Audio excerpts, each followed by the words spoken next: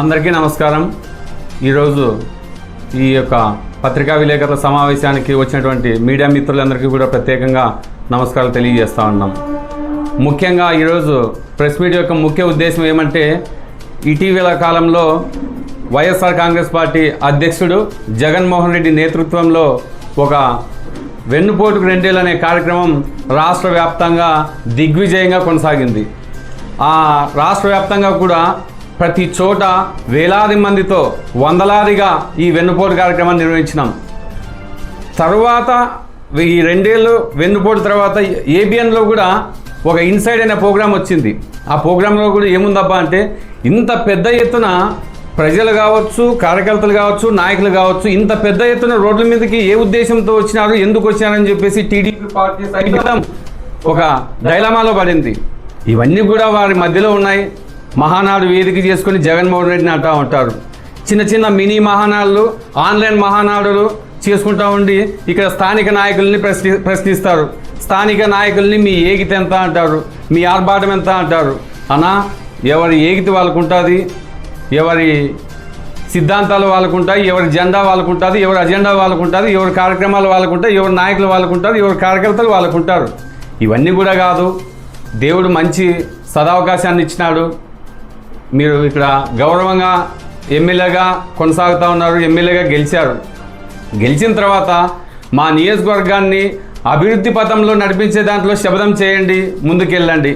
ఇకపోతే వెన్నుపోటు రెండేళ్ళ కార్యక్రమం మేము చేసిన తర్వాత రెండేళ్ళు సుపరిపాలన అని చెప్పేసి తెలుగుదేశం పార్టీ ఒకటి కార్యక్రమాన్ని చేస్తూ ఉంది. ఎక్కడైతే నియోజకవర్గ కేంద్రంలోనంట, జిల్లా స్థాయిలోనంట. నియోజకవర్గ కేంద్రంలో చుట్టూ తన అనుయాయులంతా కూడా కూర్చుంటారు, పదవి ఉన్న వాళ్ళు కూర్చుంటారు, ఇన్ఛార్జీలు కూర్చుంటారు, అంతా కూర్చుంటారు. వాళ్ళు ఏం చెప్తారా అంటే, మేము సాధించినవి, మేము అది సాధించినాం, ఇది సాధించినాం, రోడ్లు వేసినాం, ప్రాజెక్టులు కట్టినామని చెప్తా ఉన్నారు.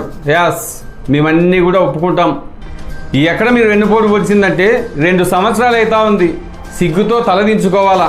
వితంతువులకి పింఛన్లు ఇవ్వడంలే, వికలాంగులకు పింఛన్ ఇవ్వడంలే, ఓల్డ్ ఏజ్ పింఛన్లు ఇవ్వడంలే, ఒంటరి మహిళలకు పింఛన్ ఇవ్వడంలే. ఇవన్నీ చేయలేదని చెప్పేసి మేము వెన్నుపోటుకు రెండేళ్ళు అని చెప్పేసి మేము కార్యక్రమం చేసినాం. ఇంకొకటి, ఫీజు రియంబర్స్మెంట్ ఇవ్వలే. ఫీజు రియంబర్స్మెంట్ ఇచ్చే దాంట్లో వెన్నుపోటు పొడిచానని చెప్పేసి మేము వెన్నుపోటు కార్యక్రమం నిర్వహించినాం. ఇక మూడోది, ఇట్లా చెప్పుకుంటూ పోతే చాలా ఉన్నాయి, ఎన్నైనా చెప్పొచ్చు. ఇక ఆరోగ్యశ్రీకి సంబంధించి హాస్పిటల్స్కి ఉండే బకాయిల వలన హాస్పిటల్స్లో ఆరోగ్యశ్రీ వైద్యం చేయకోకుండా నిరాకరిస్తున్నారు. ఎంతోమంది ప్రజలు ప్రాణాలు కోల్పోతున్నారు. దీనిపైన వెన్నుపోటు అని చెప్పేసి మేము కార్యక్రమం చేసినాం. ఇక తల్లికి వందనం విషయంలో కూడా అరకొరగా ఇప్పటికీ కూడా ఆ పిల్లలకి ఇచ్చే బుక్స్ కానీ, బ్యాగులు కానీ, ఏవైనా కానీ వాళ్ళకి ఇంకా ఫుల్ ప్లెజ్డ్గా వాళ్ళకి అందించలేకపోతున్నారు. ఇవన్నీ చేయలేదని చెప్పేసి మేము వెన్నుపోటు కార్యక్రమానికి చేసినాం. సరే, మా పార్టీ కావచ్చు, మీ పార్టీ కావచ్చు, ప్రజల కోసమే, ప్రజా సంక్షేమం కోసమే పని చేస్తూ ఉంటుంది. సరే, మీ పార్టీ అభివృద్ధిని మీరు బాగా చెప్పుకోండి, మీరు చేయలేనివి మేము కూడా చెప్తూ ఉంటాం. ఇకపోతే నిన్న గౌరవ శాసనసభ్యులు ఎమ్మెల్యే జయరాం గారు మాట్లాడుతూ ఉన్నాడు. తాట తీస్తాం, ఎలక్షన్లో నామినేషన్లు కూడా ప్రతిపక్షం వాళ్ళు ఓటు అడిగేదానికి కూడా పోకూడదంట. ఇవన్నీ చేయలేదు కాబట్టి మేము చెప్తా ఉన్నాం కదా. మరి జనాలకు ఇవన్నీ ఏం చేసినా మేము నిజంగా ఓటు అడిగేదానికి రాము. జనాలకు నిత్యావసరాలు కూడా మీరే సప్లై చేయండి, జనాల పనులన్నీ మీరే చేయండి. మేము అసలుకి ఇంక ప్రజా సంక్షేమం మీరు కంప్లీట్గా చేసేటప్పుడు మేము ఏ రకంగా కూడా మేము పోము కదా అక్కడికి. ఒక ఆడపిల్ల, ఒక మహిళ ఎదుగుతూ ఉంది నియోజకవర్గంలో. తండ్రి ఎమ్మెల్యే అయినారు, తర్వాత ఆమె కూడా మున్సిపల్ వైస్ చైర్మన్గా పనిచేసింది, తర్వాత జిల్లా ఉపాధ్యక్షురాలైంది. ఆమె కూడా అరకొరగా నియోజకవర్గం అంతా తిరుగుతూ ఉంది, పల్లెనా పోతూ ఉంది. ఆ పల్లెల్లో ఎవరికైనా కానీ సమస్యలు వచ్చిన వాళ్ళకి కానీ, ఆరోగ్యం బాగలేకపోయినా కానీ, ఏదైనా ప్రమాదాలు సంభవించినప్పుడు కానీ, ఏదైనా ప్రకృతి వైపరీత్యాల దృష్ట్యా ఏదైనా నష్టం జరిగినప్పుడు కానీ, రైతాంగం దగ్గరికి కానీ, ఏదైనా ఆరోగ్యం బాగలేక ఏదైనా ఆపరేషన్లు చేయించుకునే వాళ్ళ దగ్గరికి కానీ పోతూ ఉంది. పార్టీ గురించి చెప్తా ఉంది, పార్టీ ఏం చేసిందో చెప్తా ఉంది. ఇవన్నీ కూడా చూసి ఓర్వలేక ఒక ఆడపిల్లపై మనం నిందలేసి, నీ ఏగితెంత, నీ 10,000 ఓట్లు మీ ఇవ్వంటే, అన్నా అగ్రవర్ణాలే అన్నా ఈ రాష్ట్రంలో రాజకీయాలు చేస్తూ ఉండేది. మన బీసీలంతా అగ్రవర్ణాల పార్టీలోనే ఉండి ఎమ్మెల్యేలు గాను, ఎంపీలు గాను, మంత్రులు గాను, మినిస్టర్లు గాను ఎదుగుతూ ఉన్నాం. మనమంతా కూడా మనమే ఆ స్థాయిలో లేము కదా. పోయి మనం ముఖ్యమంత్రి స్థానాన్ని సంపాదించే స్థాయిలో మనం లేవన్నా. అగ్రవర్ణాల వాళ్ళే పార్టీలు నడుపుతూ ఉంటారు కాబట్టి మనం అంతా వాళ్ళని చులకన చేసి మాట్లాడడం కూడా మంచి పద్ధతి కాదేమో అని నా మనసులో మాట చెప్తా ఉన్నాను. ఒకవేళ దీని గురించి మీకు ఏదైనా తప్పుగా అనిపిస్తూ ఉంటే కనుక దీన్ని అన్యదా భావించకండి. కొంచెం మీరు కూడా ఏదన్నా కానీ మీరు ఏదైనా ప్రెస్ మీట్ పెట్టినా కూడా మేమేం భయపడము అని అన్నారు మీరు కూడా ఇందాక. సరే, మేము ఏదో భయంతోనే ప్రెస్ మీట్ పెట్టినామనుకోండి, సంతోషం. దాని గురించి కూడా ఒక మహిళను కూడా ఆ రకంగా మనము చిత్రీకరిస్తూ ఆ రెడ్డమ్మ ఈ అమ్మ ఇంట్లో ఉంటుంది అంటే ఆమె ప్రజల్లోనే ఉంది. ఆడపిల్లైనా కూడా జనాల్లో దూసుకొని పోతూ ఉంది, రాజకీయాలు నేర్చుకుంటూ ఉంది, రాజకీయం చేస్తుంది కూడా. ఆమె ఏం తప్పు లేదు కదా. ఇప్పుడు పురుషులంతా కూడా రాజకీయాలు చేస్తూ ఉన్నారు. 33% రిజర్వేషన్ కూడా వాళ్ళకి మహిళలకి కేటాయిస్తామని మన రాజకీయ పార్టీలే చెప్తున్నాయి కదా. రాజ్యాంగంలో కూడా పొందుపరిచినారు కదా అంశాన్ని కూడా. మళ్ళీ మనం 33% రిజర్వేషన్లో ఇంకా రిజర్వేషన్ 50% పెంచుతామంటున్నారు కదా. మరి రాజకీయాలు ఎక్కడో కూడా మరి చైతన్యం కావద్దా మహిళలు? మరి ఎందుకు ఇంత మహిళల మీద వివక్ష చూపుతున్నారు అనేది మీరు ఎట్లయినా కానీ మాకు చెప్పాల్సిన బాధ్యత ఎంతైనా ఉంది. కేవలం మీరు మమ్మల్ని ఏమన్నారో ఏమనలేదో వదిలేసేయండి. ఎందుకంటే మీరు అంటూ ఉంటారు, మేము పడుతూ ఉంటాం, మేము అంటూ ఉంటాం, మీరు పడుతూ ఉంటారు. కానీ మహిళల విషయంలో కొంచెం జాగ్రత్తగా మాట్లాడవలసిందిగా ఒక హితవు పలుకుతూ ఉన్నాం. ఇకపోతే సంక్షేమ పథకాలు ఎట్లా అందిస్తున్నారంటే ప్రతి ఒక్కరికి తెలుసు సంక్షేమం ఏది ఉంది అని చెప్పేసి. ఒకవైపు అభివృద్ధి అంట, ఒకవైపు సంక్షేమం అంట. మరి ఏం అభివృద్ధి చేస్తున్నారో మరి వాళ్ళ విజ్ఞతకే వదిలేస్తున్నాము. ఇటువంటివన్నీ కూడా ఎక్కడా కూడా నివృత్తి కాకుండా, ఇటువంటి అంశాలను కూడా లేవనెత్తుకోకుండా ప్రజలకు మంచి చేసి మంచి సేవలో మీరంతా కూడా నిమగ్నులై ఉండాలని కోరుతా ఉన్నాం. మన నియోజకవర్గం శాసనసభ్యులు గుమ్మనూరు జయరామన్న గారు నిన్న రాష్ట్ర అభివృద్ధి గురించి, సంక్షేమ గురించి, పథకాల గురించి చాలా గొప్పగా గొంతు దించుకొని ప్రజలందరికీ వినపడేలా నిన్న మాట్లాడినాడు. మీరు మాట్లాడిన దాంట్లో ఎక్కడ అభివృద్ధి అనేది ఈ రాష్ట్రంలో కానీ ఈ నియోజకవర్గంలో ఎక్కడ లేదన్నా. ఈ చేత్తో అభివృద్ధి అంటున్నారు, ఈ చేత్తో అధిక రేట్లు అంటున్నారు. ఆ రోజు 120 రూపాయలు ఉన్నటువంటి ఆయిల్, పామ్ ఆయిల్ కానీ ఫ్రీడమ్ కానీ ఈరోజు 190 రూపాయలు ఉంది. గ్యాస్ అయితే ఆ రోజు 850 రూపాయలు 900లో ఉండింది, ఈరోజు 50 రూపాయలు అయింది. పెట్రోలు ఆ రోజు 90 రూపాయలు ఉండింది, ఈరోజు 117 రూపాయలు అయింది. మీది అభివృద్ధి కాదు, ఈ రాష్ట్ర ప్రజల్ని నడ్డి విరిసే కుట్ర, వెన్నుపోటు. ఇది వాస్తవం. ఈ చేత్తో అభివృద్ధి అన్నారు, ఈ చేత్తో సంక్షేమం అన్నారు. సంక్షేమంలో చెప్పినటువంటి మీ పథకాలు చెప్పండి. ఉచితం గురించి ప్రతి మహిళకి సంవత్సరానికి 3 సిలిండర్లు అన్నారు. ఎక్కడిచ్చినారు? చేతపత్రం వదులుతారా? మీరు గవర్నీయులు ఎమ్మెల్యే వదలనా? ఇంకోటి అన్నారు, రైతు భరోసా 20,000 అన్నారు. మీరు చేతపత్రం వదలగలుగుతారా? గౌరవంగా మేము ఈ రాష్ట్ర ప్రజలకు, రైతాంగానికి న్యాయం చేసినామని విద్యార్థులకి చెప్పగలుగుతారా?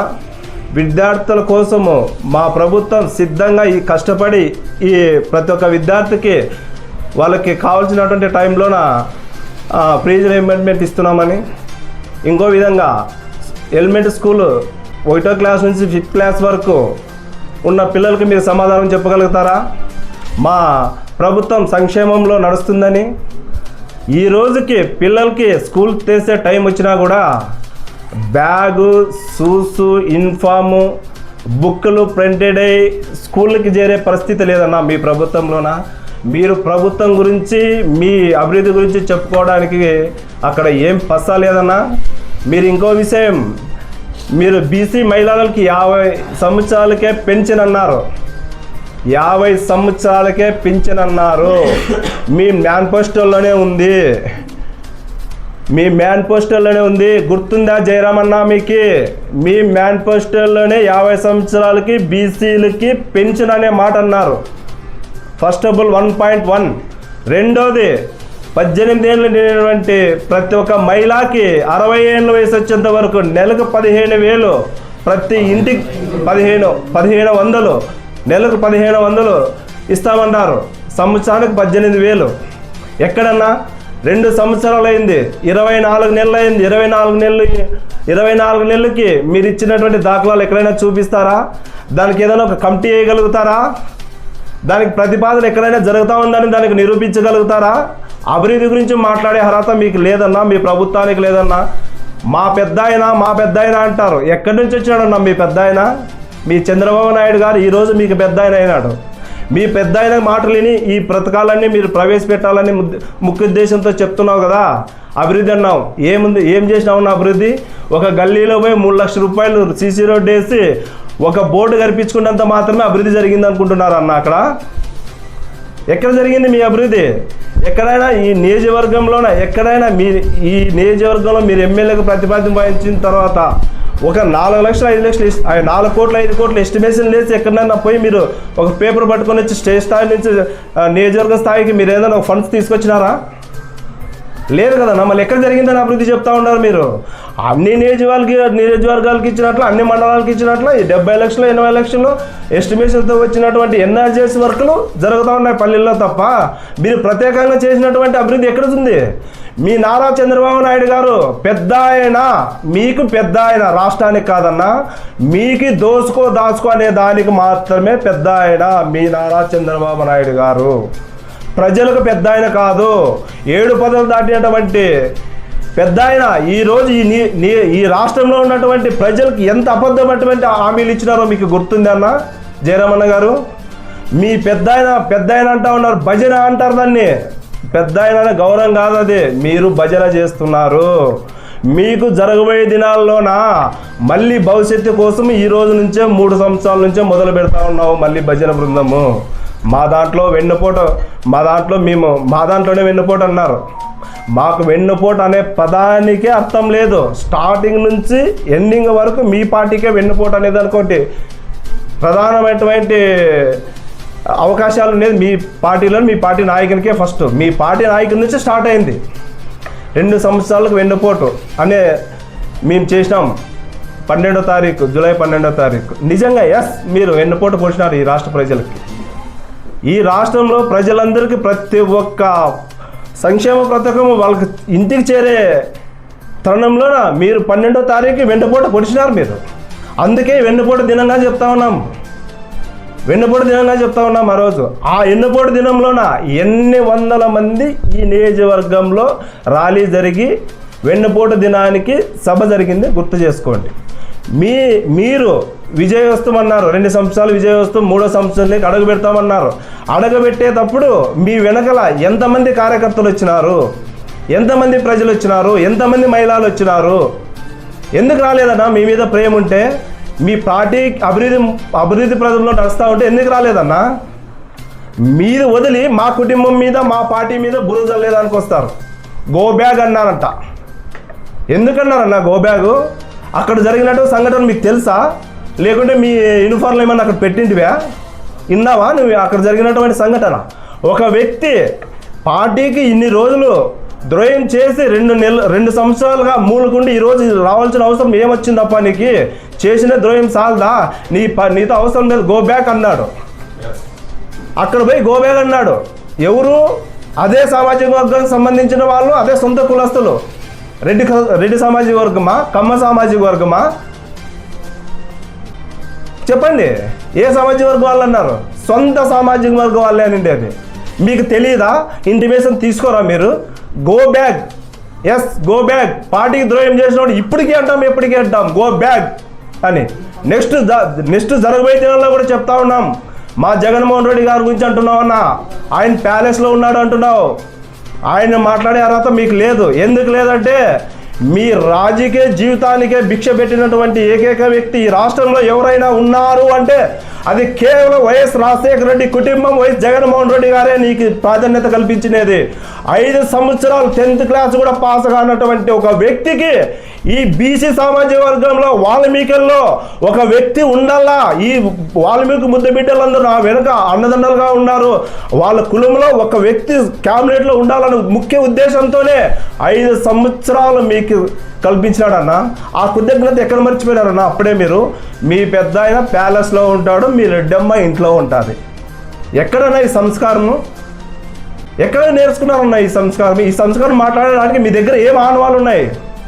రాబోయే రోజుల్లో ఇదే గుంటకల్ నియోజకవర్గంలో ఇదే వైఎస్ఆర్ కాంగ్రెస్ పార్టీ తరపున ఇదే వెంకటరామరెడ్డి అన్న గారే నామినేస్ వేసి 2029లో ఎమ్మెల్యేగా గెలిచి ఈ రాష్ట్ర ప్రజలు ఈ నియోజకవర్గ ప్రజలకు అభివృద్ధి అనేది ఆ రోజు చూపిస్తారన్నా.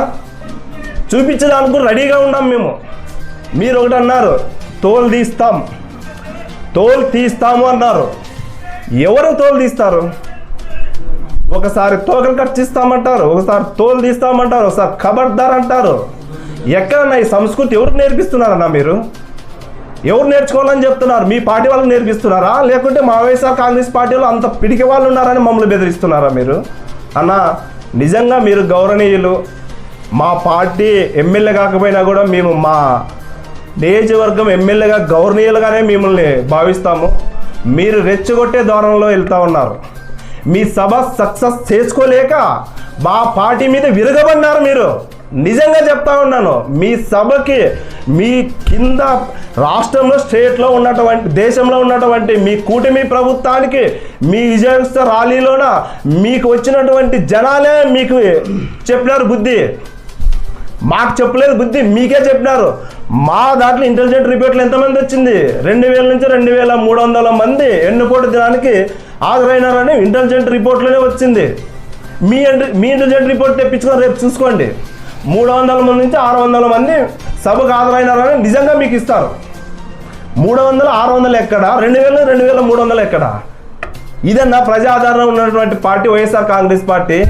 ఇక్కడన్నా నిబద్ధత ఉన్నటువంటి వైఎస్ఆర్ కాంగ్రెస్ పార్టీ, ఇక్కడన్నా నిబద్ధత ఉన్నటువంటి వైఎస్ఆర్ నాయకత్వం ఉంది. మీరు ఒకటి అన్నారు నైరమ్మ గారి గురించి. ఏం రెడ్డమ్మ? నైరమ్మ ఎగతాళి చేయడం మాట్లాడడం అంత కరెక్ట్ కాదన్నా. ఎగతాళి చేసి మాట్లాడడం అంత కరెక్ట్ కాదు. ఎస్, మీరు బీసీలు ఉండొచ్చు, నేను కూడా బీసీనే. ఈ బీసీ నియోజకవర్గంలో 1,45,000 ఓట్లు మనం ఉన్నాయి. మనం గుద్దుకుంటే గెలుస్తామన్నా. మనమందరం ఏకతాటిగా బీసీ పార్టీ ఎవరైనా పెట్టి స్థాపించి ముందుకు నడిపిస్తున్నారన్నా. మన బీసీలంతా ఏకమయ్యేదానికి సిపిఐ ఉంది, సిపిఎం ఉంది, జనసేన ఉంది, బీజేపీ ఉంది, కాంగ్రెస్ ఉంది, వైఎస్ఆర్సీపీ ఉంది. ఇన్ని పార్టీల్లో అన్ని బీసీ నాయకత్వలే కదా, అందరు బీసీలే కదన్నా నాయకత్వం వహిస్తూ ఉండేది. అందరు బీసీలే కదా. మళ్ళీ ఇంతమందికి ఇంతకంతా విడిపోయినప్పటికీ ఎస్సీలు ఏమైనారు, ఎస్టీలు ఏమైనారు, మైనార్టీలు ఏమైనారు, రెడ్డి సామాజిక వర్గం ఏమైంది, కమ్మ సామాజిక వర్గం ఏమైంది, తర్వాత కోంటి సామాజిక వర్గం అయింది. ఇన్ని సామాజిక వర్గాలందరూ వాళ్ళ మనుషులు కాదా? వాళ్ళకి ఓట్ బ్యాంక్ హక్కు ఉండదా? కేవలం 10,000 ఒక్క ఓటుతోనే ఓటు మీద ఎదురవుతుందన్న. ఎప్పుడైనా కానీ 100 ఓట్లు కుటుంబంలో ఉన్నోనికి అవతల అన్ని కులాలు కలిపి 120 ఓట్లు ఉంటే నీకు వాళ్ళ నుంచి 10 ఓట్లు 11 ఓట్లు లాక్కున్నప్పుడే నీకు విజయం వస్తుంది. నీ కుటుంబంలో ఉన్నటువంటి 100 ఓట్లతోనే విజయాన్ని సాధించలేవు ఎప్పుడు. ఈ నియోజకవర్గంలో రెచ్చగొట్టే ధోరణాలు ఎప్పుడు తీసుకురావద్దండి. దయచేసి మీకు గవర్నీయులకి చెప్తా ఉన్నాను. మీరు బీసీ నాయకులు, ఇప్పటికే ఈ నియోజకవర్గంలో బీసీ కాన్స్టిట్యున్సీ అనే పరువే పోయింది. ఇక్కడ జరుగుతున్నటువంటి అవినీతులు అందరికీ తెలిసిన విషయాలే. ప్రత్యేకంగా మీకు చెప్పాల్సిన అవసరం లేదు. ఈరోజు ఏ పార్టీకి ఎంత గ్రోత్ ఉందో పబ్లిక్లోనే తెలిసిపోతూ ఉంది, ఇంటెలిజెంట్ రిపోర్ట్లోనే తెలిసిపోతూ ఉంది. జరగబోయే దినాల్లో కూడా మేము ఎక్కడ కూడా ఈ వైఎస్ఆర్ కాంగ్రెస్ పార్టీకి ఈ నియోజకవర్గంలో గట్టి పట్టుంది. పట్టుతోనే నిలబడతాం, గెలుస్తాం. ఇప్పుడు కూడా ఇంత సంగమంలో అన్నారు మీరు, మాకి 164 సీట్లు వచ్చినాయి, మీకు 11 సీట్లు వచ్చినాయి. ఎంత తేడాతో గెలిచినారన్నా మీరు? ఎంత తేడాతో గెలిచినారు? కేవలం 1-2% తేడాతో గెలిచినారు. 6,840 పైసలతో గెలిచినారంటే ఎంత? 1%, 2%? ఎక్కడ పోయిందన్నా మన వెనకలో ఉన్నటువంటి బీసీ బలగం అంతా ఒకటే, బీసీలమంతా ఒకటే. కానీ పార్టీలకు అతీతంగా కులాలు ఉంటాయి, పార్టీకి అతీతంగా పనిచేస్తారు. ఎవరి ఇష్టం వాళ్ళదే. నా ఇంట్లో నేను ఉంటాను, నా తమ్ముడు ఉంటాడు, నా తమ్ముడికి నచ్చిన పార్టీలో నా తమ్ముడు ఉంటాడు, నాకు నచ్చిన పార్టీలో నేను ఉంటాను. నా తల్లికి నచ్చిన పార్టీకి ఓటేస్తుంది. ఎవరు చూసినారన్నా ఒక కులాన్ని వ్యతిరేకించి మాట్లాడి, లేకుంటే ఒక కులానికి ఇన్ని ఓట్లే ఉన్నాయి, మీకు ఎందుకు డామినేషన్ అనేమో ప్రధానం ఎక్కడ తీసుకురావద్దండి అన్న. దయచేసి మీరు అభివృద్ధి గురించి అన్నారు. ఎక్కడ? ఎంగన్పల్లిలో 22,000 కోట్లతో సోలార్ ప్లాంట్ వచ్చిందండి అన్న. ప్రపోజల్ తెలుసు అన్న మీకు? ఎక్కడి నుంచి శాంక్షన్ అయ్యి ఎక్కడి నుంచి లిస్ట్ వచ్చిందో? ఎక్కడ సర్వే జరిగిందో, ఎక్కడ రిజిస్ట్రేషన్ జరిగినాయి రైతుల నుంచి మీకు తెలుసన్నా ఏ సంవత్సరంలో జరిగిందో? అప్పుడు ఈ నియోజకవర్గంలో లేరన్నా మీరు. ధర్మారం గేటు గురించి అన్నారు. 2024 మార్చి 20వ తారీఖు భూమి పూజ చేసినారన్నా. ఆ రోజు తుత్తమంతంగా జరిగింది కాదన్నా అది. నిజంగా ఇక్కడ ప్రజలకి అవసరాలకు అనుకూలంగా కావాలనే ఉద్దేశంతో, ముఖ్య ఉద్దేశంతో మన ప్రియతమైన మా నాయకుడు సమన్వయకర్త వెంకటరామరెడ్డి గారు ఎంతో కృషి చేసి జిఎం గారితో నుంచి సెంట్రల్ వరకు మాట్లాడి ఒకసారి కంటే 4 సార్లు ఫైల్ పంపించి తెచ్చి ఆ రోజు భూమి పూజ చేసినారు. ఏమంటే బ్యాడ్ లాక్ 6 నెలల ముందు వచ్చి వర్క్ స్టార్ట్ అయ్యేది. అది ఎలక్షన్ ముందు కోడ్ వచ్చింది, నిలబడిపోయింది. ఈరోజు ఆ అకౌంట్లో, మీ అకౌంట్లో పడింది అది. ఇక్కడైతే ఎవరికి ఎట్లాంటి దురుద్దేశం అయితే లేదన్నా బీసీల్లోన. కేవలం మన పార్టీలకి అతీతంగానే ఉన్నారు మన బీసీలంతా. ఎవరికి నచ్చిన పార్టీల్లో వాళ్ళు ఉన్నారు. దయచేసి మన ఈ వైఎస్ఆర్ కాంగ్రెస్ పార్టీ బీసీలకి వ్యతిరేకము, బీసీలు గో బ్యాక్ అనింది, బీసీలని దగ్గర పెట్టుకోవడం లేదు, బీసీలని కించపరుస్తున్నారు అనేది అపోహ మాత్రమే. ఇదే వైఎస్ఆర్ సిపిలోనే జిల్లా స్థాయి నుంచి నియోజకవర్గం స్థాయిలో, మున్సిపాలిటీలో, రూరల్లో ప్రతి ఒక్క మంచి ప్రభువు ఇప్పుడు రూరల్ ఉన్నది. మండల స్థాయిలో ఎంపీపీ స్థానము 2nd స్థానం, మున్సిపాలిటీలో మున్సిపాలిటీ చైర్మన్ స్థానం 2nd స్థానం, జిల్లాలో ఎంపీ తర్వాత 2వ స్థానము జిల్లా పరిషత్ చైర్మన్ స్థానం. ఇట్లాంటి స్థానాలన్నీ కల్పించినటువంటి పార్టీ వైఎస్ఆర్సీపీ కాదా? దాంట్లో ఉన్నటువంటి మన బీసీల వాళ్ళు కాదా? ఎక్కడ బీసీలకు అన్యాయం జరిగిందని మీరు నిరూపించగలుగుతారన్నా? దయచేసి మీరు అర్థం చేసుకోండి. అభివృద్ధిలో ఉన్నటువంటి పార్టీ కేవలం ఈ రాష్ట్రంలోని, ఈ దేశంలోని ఏదైనా ఉందంటే ఈ వైఎస్ఆర్ కాంగ్రెస్ పార్టీ. చేసినటువంటి అభివృద్ధి కూడా వైఎస్ఆర్ కాంగ్రెస్ పార్టీయే. మీ పార్టీ వచ్చిన తర్వాత 2 సంవత్సరాల్లో ఏ ఒక్క అభివృద్ధి జరగలేదు. కేవలం మాటలు ఒకటే. ఏమంటే మాటలు ఒకటే. మీరు చేసిన పని మీకు చెప్పుకోలేకపోతున్నాం, చేయని పని మీరు చెప్పుకొని పబ్లిసిటీ అవుతూ ఉండాలి. పబ్లిసిటీకి ఉన్నంత పాపులారిటీ చేసిన వాడికి ఎక్కడుండదన్నా? దయచేసి మిమ్మల్ని ఉద్దేశపూర్వకంగా కానీ, మీ మాటల్ని అగౌరవపరుస్తూ కానీ మిమ్మల్ని మాట్లాడాలనే ఉద్దేశం అయితే నాకైతే లేదు. దయచేసి ఇట్లాంటివన్నీ మీ స్థాయికి మంచిది కాదు. మీరు ఏదైనా మీ సభల్లో మాట్లాడుకోవాల్సి ఉండేది ఏదంటే కేవలం మీ అభివృద్ధి, ప్రజల సంక్షేమం ఎలా చేరుతుంది, ప్రజలు ఎంత స్వచ్ఛందంగా వచ్చి మనం పార్టీలోకి ఇదవుతున్నారు అనేది ఆలోచించవలసిందని ఈ సభాముఖంగా తెలియజేస్తూ సెలవు తీసుకుంటున్నాం. సార్, నిన్న మన స్థానిక శాసనసభ్యులు నిన్న వాళ్ళు 2 ఏళ్ళు మా విజయోత్సవం మేము సంక్షేమ పథకాలు చేసినామని వాళ్ళు విజయోత్సవం చేసుకుంటూ మా పార్టీని విమర్శించడం జరిగింది. ఈరోజు నైరమ్మని టార్గెట్గా చేస్తూ ఆమె ఎదుగుతుంటే ఓడ్చలేక మీరు ఆమె టార్గెట్ చేసినారు. సంతోషమన్నా, మీరు మహిళని కించపరుస్తూ మాట్లాడడం అంతమందిలో మంచి పద్ధతి కాదు. మీరు విజయోత్సవాలు చేసుకుంటే రైతులు చాలామంది పల్లెల్లో, గ్రామాల్లో చాలా ఇబ్బంది పడుతున్నారు ఇత్తనాలు లేక. ఇంతవరకు ఇత్తనాలు ఇచ్చే మీ గతిలే మీ ప్రభుత్వానికి. ఇంతవరకు మీరు పల్లెల్లో ఒకసారి పోండి, ఇత్తనాలు ఎలా ఇస్తున్నారు, ఇతర ఎరువులు ఎలా దొరుకుతున్నాయని అదే ఆలోచించండి. కానీ మీరు ఆటలకి బీసీలు అంటున్నారు. బీసీలో చాలామంది ఉన్నాం, మేము కూడా యాదవులు బీసీలమే. కానీ ఆ రోజు జగన్మోహన్ రెడ్డి గారిని మీరు ఏమన్నారో మాకు తెలుసు. ఇంద్రుడు చంద్రుడు అన్నారు. ఆ ఇంద్రుడు చంద్రుడు ఆ పార్టీని 16 నెలలు జైల్లో ఉండి కష్టపడి పార్టీని నిర్ణయించి నీకు 5 సంవత్సరాలు మంత్రి పదవి ఇస్తే ఆ మంత్రి పదవిని అవినీతి పరంగా చేసి ఈ పొద్దు కోట్లు సంపాదించుకొని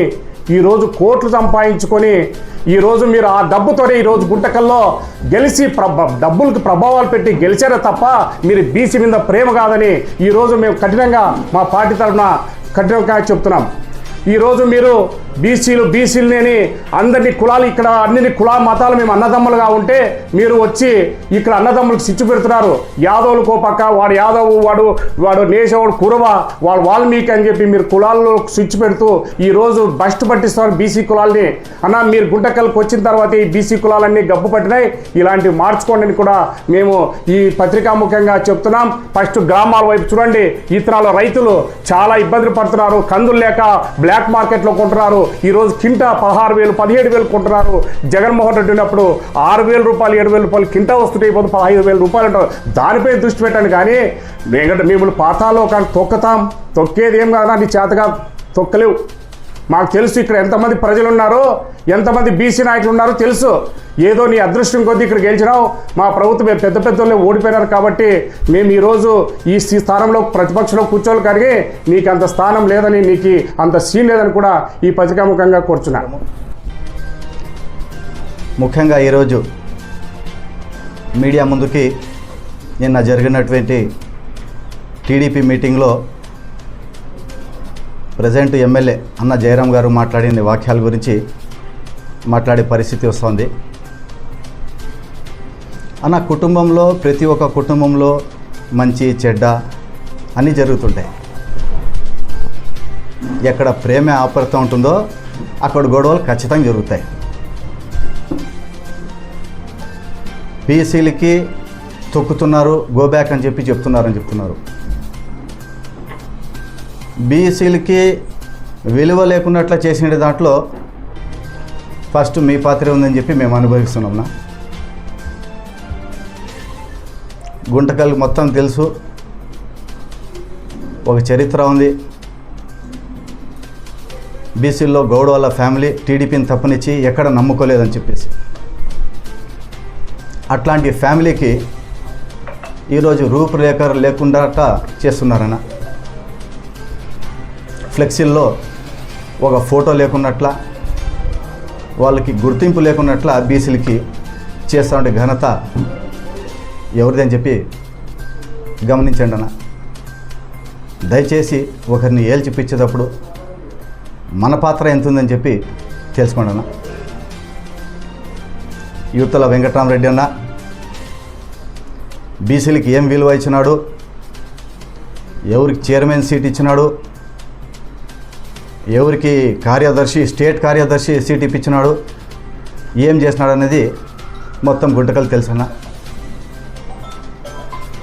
దయచేసి ఇంకొకసారి మాట్లాడేటప్పుడు ఇవన్నీ గమనించి మాట్లాడండి అన్న. సెలవన్న, ఇంతటితో నమస్కారం.